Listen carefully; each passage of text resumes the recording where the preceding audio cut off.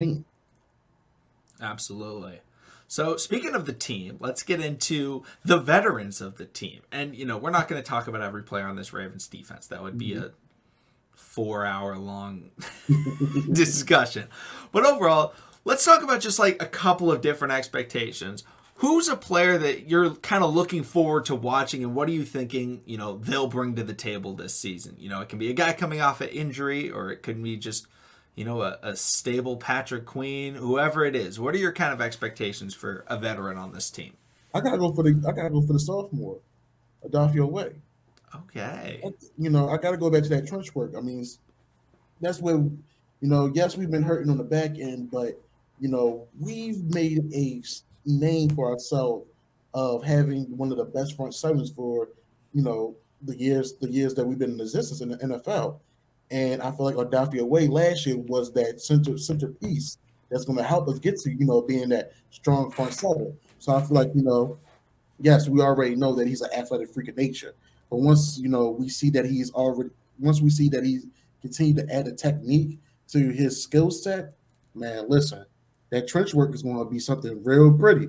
If he learns how to float like a butterfly and just swoop in and get to the quarterback, because we already know he can chase down a quarterback, that's no problem. But if he could beat the right tackle, left tackle with just with the hand with the hand wars, with the swipes, not just the bull rush stuff like that, like Sack Daddy. Um, it's going to be a phenomenal thing because once you have him uh, using those hands to the best of his ability and getting to the quarterback and beating those right tackles and left tackles, it's going to open up so more for Calais Campbell, for Justin Matabike, whoever is going to be on the opposing side of him, on the opposite side. Maybe Dalen Hayes, Tyus Bowser, David Ojabo when he gets back. I know they was hype when they put the jerseys on and stuff like that. So having your brother in arms and war since high school now playing with you in the NFL. Listen, I'm looking forward to hearing those wired up games like, hey, Ojabo, party in the backfield. I'm gonna meet you at the club. Like, I'm looking forward to hearing that. So yeah, it's definitely a Daffy. Yeah, I'm definitely looking forward to him. I like that you brought him up. I'm going with another young guy, a guy that's actually younger than Mr. Adafe Away. I'm going with Mr. Patrick Queen. Ooh, okay. I like that. I Because like that.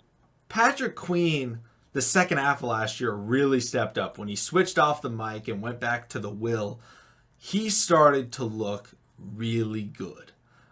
So I feel like he can definitely take that next step as the leader of, the front seven. Because Calais is getting older. It could be a Tyus Bowser, but I feel like you want it to be the middle linebacker. You always want it to be the middle linebacker, especially in Baltimore, because that's where, I never point the right way. I pointed the right way this time. That's where Ray Lewis made his name for himself.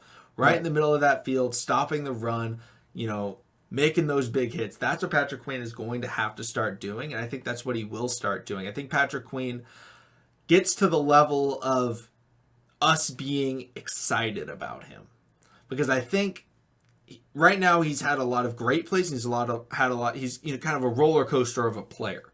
Yeah. I think he gets more consistent this year, and is able to, not be a concern when we see him on the field, because there were a lot of times where I'd be like, Patrick Queen is in coverage right now, or Patrick Queen's in and they're driving. Like, can we get him out of here? Not because I don't like Patrick Queen, just because he was having a bad game, and he has some bad games and he has some great games. I think he gets more consistent this year. I'm glad you brought up Patrick Queen. I mean, honestly, for the simple fact, I do feel like he will be more consistent this year. The game has now officially slowed down for him. And then also, you get back his linebacker coach as his defensive coordinator, and you also get back another linebacker coach that also made himself a household name and Baltimore before the injury, Zachary Orr. So I feel like that tandem right there in PQ's ear is going to make him better than expected. I know everybody's like, PQ switching to the will, bring back Josh Bonds. Be surprised when we run a 4-3 defense in different games, and he is at the helm running that mic. And he has the instinct, he has the speed. All he gotta do is just sit down and put the IQ with it. We know he can hit. That's not a problem.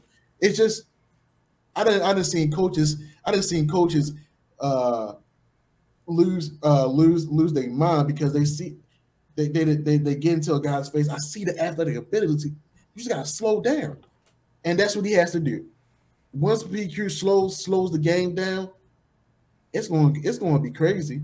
I feel like it can be another Ray Lewis type of energy, at that middle linebacker position. I know that's a high expectation because no one can be a Brian Urlacher or a Ray Lewis or a Mike Singletary.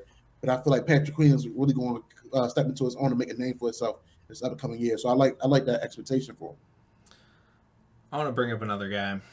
Come on. Some call him the greatest of all time. Some would be me. Nobody else calls him that. Amon Marshall. Monday. Amon Marshall. My expectations for Amon Marshall, I think he'll finally get on the field. And I think he will be, a CB4 that can come in and make a couple of plays. And I feel like, my expectations aren't for him to be, the Pro Bowler that he can be. It's just for him to get out on the field, similar to Deshaun Elliott did, where all of a sudden people aren't complaining about Amon Marshall and they will be excited to see him play. I think Amon Marshall will make that jump this year, that jump onto the 53-man roster day in and day out, and he will be a contributing factor on this defense. I mean, listen, I ain't got no arguments with that. I'm glad to actually see Amon Marshall being healthy enough just to even practice. I mean, it's a blessing when these guys can get the opportunity to be out there on the field. I mean, this is what they worked hard to do to get to this level. Now that they're here, and sometimes some guys can't run away from the injury bug. Excuse me. And for a minute we thought that was going to be him because I thought he was maybe 4 years in and just collecting a check, almost like Derek Wolfe. But McConnell corrected me. He's only been here. He's only been in the league for about 2 years, 2-3 years. So I'm hoping the best for him. Unlike the comparison to Deshaun Elliott, we saw so many flashes of what Deshaun Elliott could be, but another one that just couldn't get away from the injury bug. And shout out to him. Wish him the best this upcoming season. Did he go to Detroit? Who? Deshaun? Yeah, Deshaun Elliott went to Detroit. Okay, yes. Looking for. Yeah, I might have to watch a couple of those games, but I definitely brutal. Yeah. It would be crazy if he really went off, right? Yeah. So no, I definitely like the Amon Marshall move, but I guess another guy I gotta throw out there. We talked about him. We have tarnished his name so bad.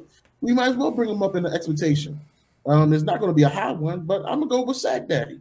Sack Daddy did come into this mini camp slender. Jefferson Rebick didn't even recognize him. And I know guys wear the helmets and everything, so you never recognize the guy. But once you saw it, he said once he saw his number, he's like, "Whoa, what happened? What's going on?" I guess he finally woke up and realized, or maybe he been watching TTB and seeing how the family been calling him all types of names. I'm not snitching on nobody. You feel me? Snitches get stitches. So I ain't gonna...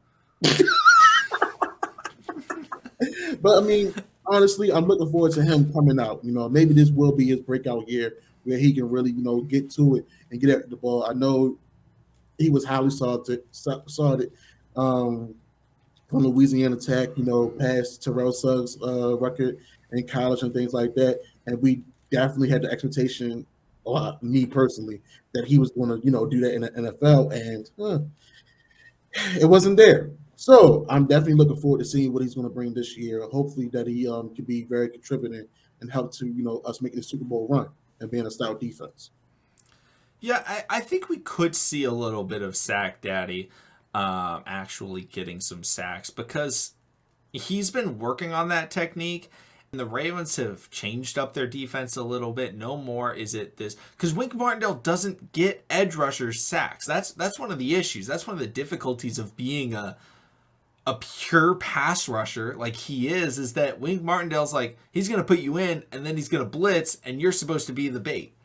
And so that's what happens to him. And so we don't ever get to see him make sacks. We don't get to see Judon get sacks. We don't get to see a lot of these guys get sacks because it's Marlon off the edge, or it's, Even Earl Thomas was getting his first career sack. So overall, like, we can actually see him get after the quarterback a little bit, especially when we're waiting on if the Rams bring in Houston or JPP. We're waiting for Ojabo to get back. So, I think Sack Daddy, we could actually see him get some sacks and live up to the name that we drafted him to. But is there anyone else that you want to, bring up? Or do you feel like that's kind of like, there's obviously other players, that we will talk about at some point in the offseason, Marlon, Marcus, Calais.